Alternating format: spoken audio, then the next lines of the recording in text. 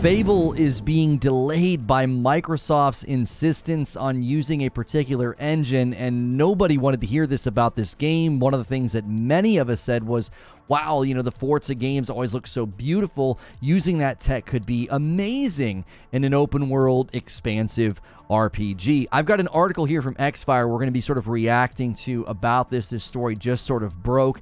According to some insiders that are close to this project, it's not looking good. Now, this isn't the first time we've heard this about Fable, and many people were looking forward to seeing this game come to fruition, but it seems to be sort of beleaguered by engine choices that Microsoft is insisting upon. So let's pull the article up here, and this is Xfire, their website, saying Fable is being delayed by Microsoft's game engine policy. The company reportedly has a policy of using only internal game engines to develop its first-party titles. Now, I don't know what this means going forward for Bethesda, or once they own Blizzard Activision, if that goes through, but it's already sounding like problems are emerging from this for Fable, and just with Halo, good night. Why do we keep doing this? Why do we keep insisting on these engines that just are not great? Microsoft was noticeably absent during the recent concluded Game Awards, despite the fact that the company is poised to have a great year with its release of AAA titles Starfield and Redfall over the next 12 months. That was something that many people were pointing out. Microsoft just hasn't had a presence at the Game Awards in a really long time, and they certainly didn't have one this year. And previous years where they had a presence, it was, like Psychonauts, and then Deathloop didn't really count. I mean, they bought it after the fact. So it's been a tough time for Xbox fans, and it might be getting tougher. One game that fans hope to see or hear about was Fable. The upcoming game is a reboot of the game series that was first released in 2004 and was developed by the now defunct Lionhead Studios. The reboot is being developed by Playground Games, makers of the Forza Horizon series. And many of us were excited when we heard they were actually using the Forza Tech engine to build the game, because literally the day or two after we said this, we said, wow, look at how great that Forza game looks. Look at the hills and the grass and the world. Imagine playing an open world RPG in that. And then this announcement came out. I was like, oh, they're going to do it. Well, might not be a good idea. New reports suggest that Microsoft's internal policy is causing development issues for the new Fable game. I wonder if their internal policy about contractual workers only being able to hit 18 months is also causing knowledge loss and value loss and quality loss like it did for Halo Infinite. Maybe Microsoft needs to reevaluate their internal policies for their game development. Windows Central Jez Corden reports that Microsoft is forcing devs to work on the upcoming Fable reboot to use internal tools and engines, saying, okay, so here's his quote, all right? It's hard to know for sure where the difficulty lies for Microsoft and its first-party games output. Some have blamed Microsoft's internal rules about contract work as causing unnecessary churn that sees project lose key staff on higher than the usual basis. I just said that. I didn't pre-read this article. I literally just said that, okay? That yes, that's a problem. There's no way they can keep that policy going long term, especially if they want to own Activision Blizzard and get anything worth a darn out of them. I've been told internal policies over engine use has also led to developmental problems in games like Fable and Halo Infinite, as Microsoft sought to use its own tools rather than fully featured industry standards like Unreal Engine, which further exacerbates problems around training contractors, only to lose them mid-project. So you're getting hit from both ends here.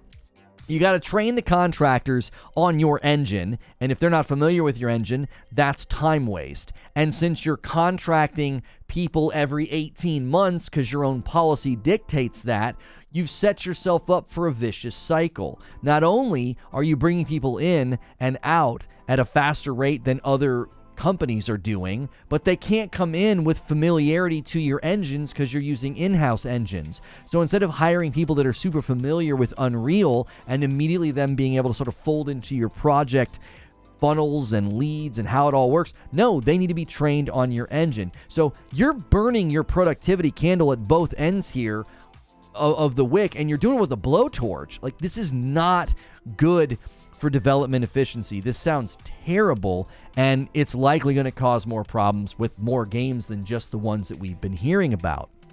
Again, there were already rumors about this game. It looks like we're about to hear about that.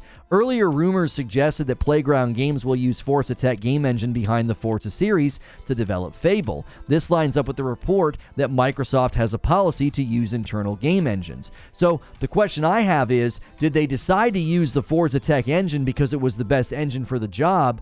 Or is it kind of like when Anthem went with Frostbite and it was terrible, instead of using something that had pre-built systems for flight or weather systems or any of that early development that was wasted on Anthem?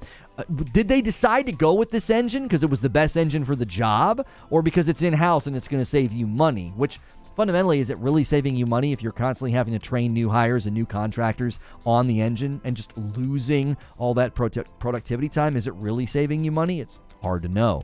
Forza Tech was developed by Turn 10 Studios for Forza and has been trademarked by Microsoft in 2015.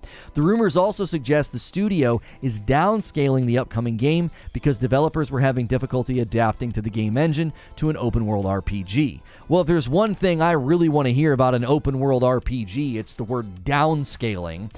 That's completely antithetical to the idea of an open-world RPG, especially on current-gen systems. We want to see large, expansive worlds with dynamic experiences and emergent gameplay, not predictable, contained, uninspired worlds that have been trimmed down because you chose a bad engine for your project. This just does not sound good. This is more worrisome internal information. This just makes the whole acquisition of Activision Blizzard seem even worse. It's like, you don't want more studios under Microsoft's leadership. Their internal policies sound like they are absolutely counterproductive to efficient game development. Even Xbox Game Studios chief Matt Booty had some skepticism about the decision to have Playground Games develop an RPG game. He has, however, recently reported that Fable's development has overcome early issues. Okay, well, of course you're going to say that publicly. We don't know if any of this is true, but I'm not saying he's a liar. But gee, many Christmas, what's he going to come out and say? Yeah, we're having trouble? There's stuff I wish I could share and show, because some of the things I've seen are just so encouraging. I remember these quotations. I remember him saying this, and I don't know how much comfort I take from it. Now that we're hearing they chose the engine because of an in-house policy, not because they saw potential for the engine to be awesome or great in an open-world RPG game. There's a danger sometimes that you don't know what to have the RPG team go make a racing game or vice versa. You don't want the shooter team to make a kid's building block game. You can get into trouble there. Well, yeah. You certainly could, because not only are you dealing with people who don't understand those game types, but those game types require very different investment systems, content loops, player incentivizations, loot tables, quest design, enemy combat. There's a litany of systems that if you're unfamiliar with building, you could make the prettiest open-world RPG in existence. If the systems inside it are not built well, no one's going to care. No one's going to play the game for very long. Here he goes, continuing the thought. But Playground has a great technology base. They've got a passion for the IP, and they've got so much demonstrated commitment to craft and quality. See, this right here screams what I was just talking about. A beautiful game, but nothing inside of it. Like, I'm not saying that's what he's saying, but listen to what he's actually saying. He's talking about their great technology base. He's using buzzwords like commitment to craft and quality. That's not demonstrating a depthness or an experience with internal systems for an RPG, or even how an open world should feel in an RPG. I am already extremely concerned for this project. During some of the first reviews, I shared a little skepticism that, look, I feel like we're going out on a limb here, but they've since put that to rest. I'm excited for everybody to see it. Listen, I like Matt Booty, got a great last name, and I hope what he's seeing is indicative of the game that we're going to get. Like, we're actually going to get a really good game that is, faithful to Fable, as Fable sort of had a rough history recently with the one game getting canceled and everybody just sort of sitting around waiting for the next Fable. The team from Eidos Montreal is reportedly supporting Playground Games with its work on Fable. We're hoping this will help boost the development of the upcoming reboot. Hopefully Fable will be present at next year's heavily teased Microsoft showcase. Listen, it's to the point now where silence is just going to continue to be concerning. When are we going to hear about Starfield? When are we going to get a Starfield release date, since we know Bethesda likes to talk within 5 months of their games? When are we going to finally get to see Fable? And again, is it going to be one of those things where it's just really, really pretty? I don't want to just see a beautiful world when they finally show me Fable. I want evidence of open world RPG excellence, because if we don't get that, everyone's going to look at this and say, why'd you put a racing team in charge of that game? Why'd you build this game with a racing games engine? If, again, was that because of an internal policy or because it was the best thing for the game's development? As always, if you like these videos, hit subscribe and the bell button. I would love to hear from you in the comments or see you